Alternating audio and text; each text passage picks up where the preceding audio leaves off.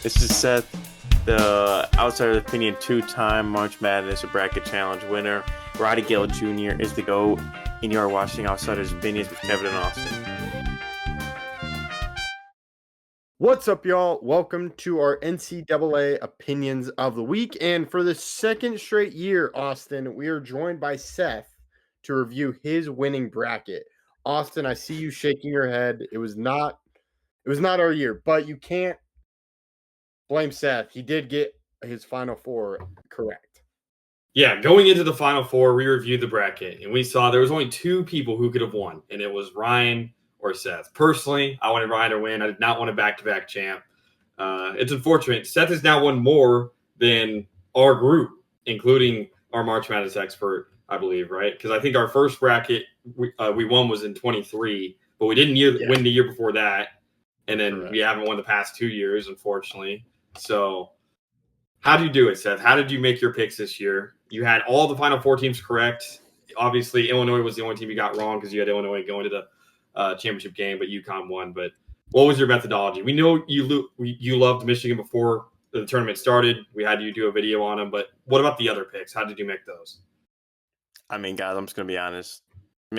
No surprise here that I won, nor did I get the last bit right. But, I just looked at you just got to look at the regions. You don't have to really go by the teams. You have to see what team will win each region. And, I thought each of those teams would. I mean, I definitely thought Duke would maybe come out of that one region, but UConn, they have Dan Hurley, so you never know with them. Michigan, we already went over in our prior video. Best team in the country, dominant team.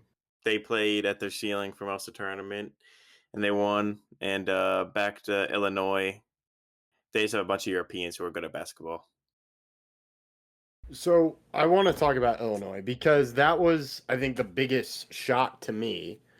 I'm not surprised by UConn, Dan Hurley, and then Michigan and Arizona. Of course, I think there was a lot. We had Arizona winning, and then you made an argument for Michigan.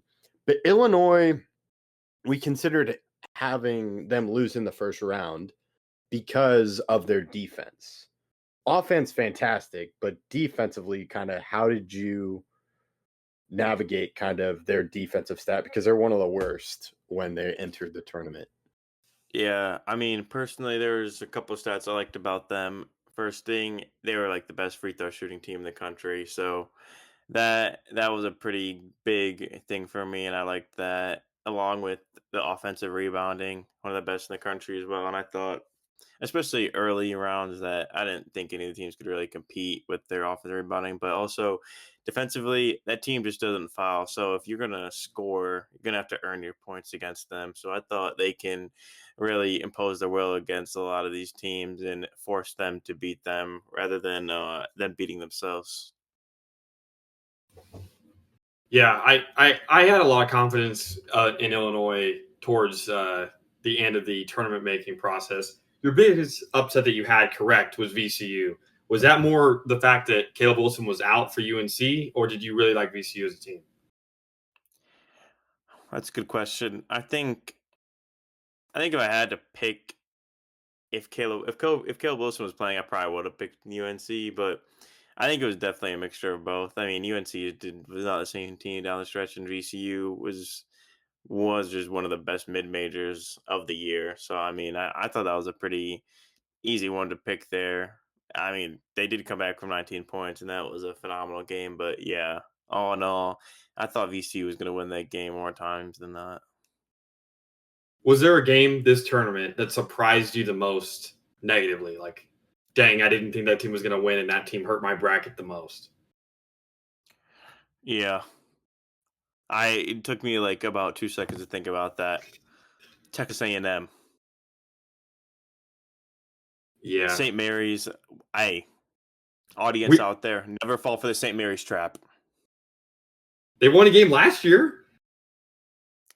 Bro, they literally only ever win one game. That's the only thing ever, and they still don't usually win. We didn't know that their best player was going to be sick during the game.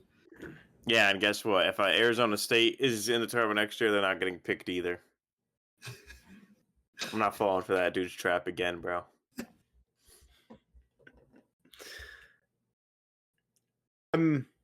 I'm curious about UConn, Dan Hurley. Kind of what have you seen from UConn the past few years? And kind of what's your perspective on Dan Hurley? I mean, I think he gets a little bit of a negative connotation towards him. While he's like an intense dude, sometimes a little bit of not the best towards the refs. I mean, there's no doubt that he's 100% a top 3, top 2, maybe the best coach in college basketball. I mean, you look at 24 UConn. I mean, that's maybe you could argue one of the best teams ever, one of the top 3 best teams. I mean, that team was crazy. And that dude is just consistent year in, year out. I mean, they were an 8 seed last year, but they literally almost beat Florida in the first round or the second round. And then this year, they come out of nowhere. No one thought they would beat Duke, but here they were in the national championship game. They're just as consistent as can be.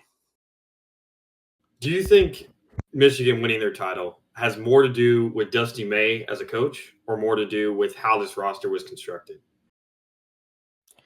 I think it's definitely Dusty May as a coach because I think no matter the roster construction, he can really get the best out of those players. Like at FAU, it was more of a guard oriented system that he had over there. And then his first year at Michigan, he changes his like whole coaching philosophy, and it's all centered around the bigs. And then this year, same thing. He's overwhelming you with size. So I think he just gets the best out of his players no matter what. I mean, you have a Di Mara and Morris Johnson playing under 20 minutes a game off the bench at their schools, coming in here and looking like all Americans.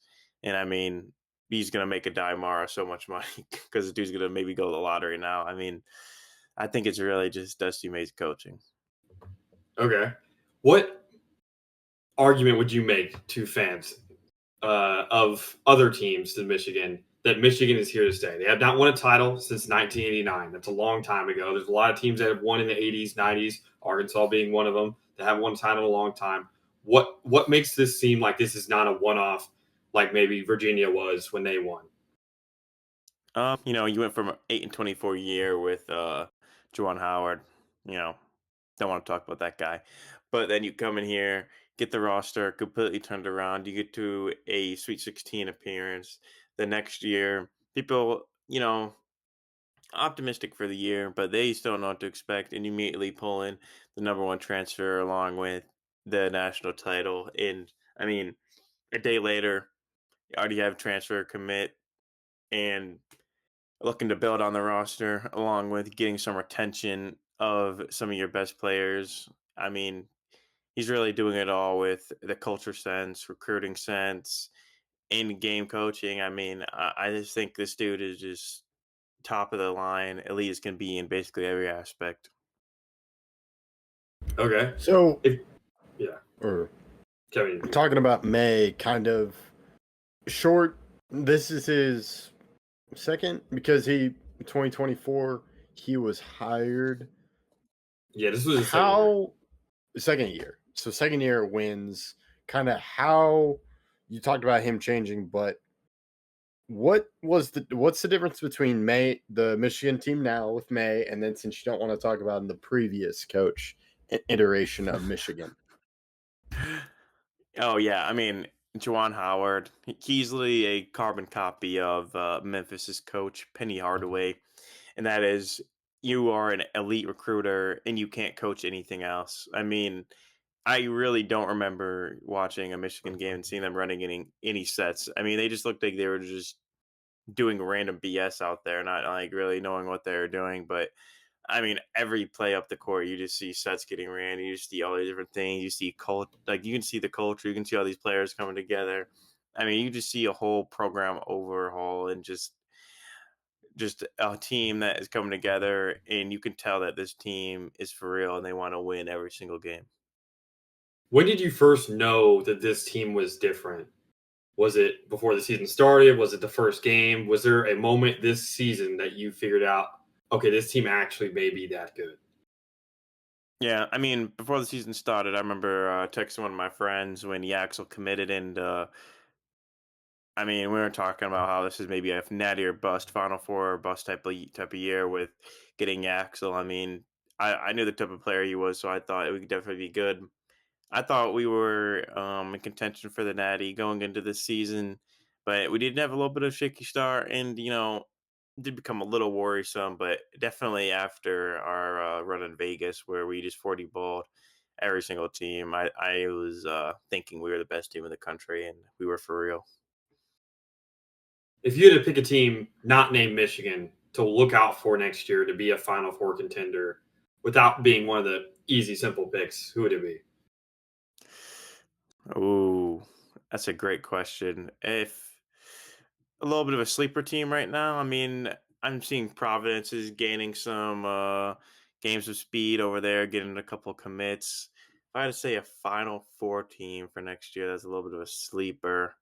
You know, I could definitely see Nebraska building off of their momentum of this year, and maybe seeing what that team can do going into the next year. Okay. Is there any team you think is overhyped already for next season? I mean, Kentucky has Mark Pope as their coach, so yeah, whatever ranking they get, it's going to be overhyped. Okay. All right. I think we can end it there. Seth, congrats again. We appreciate you competing. We don't appreciate you winning, so we look forward to beating you next year. Thank you for listening to Yeah. Outsiders Opinions.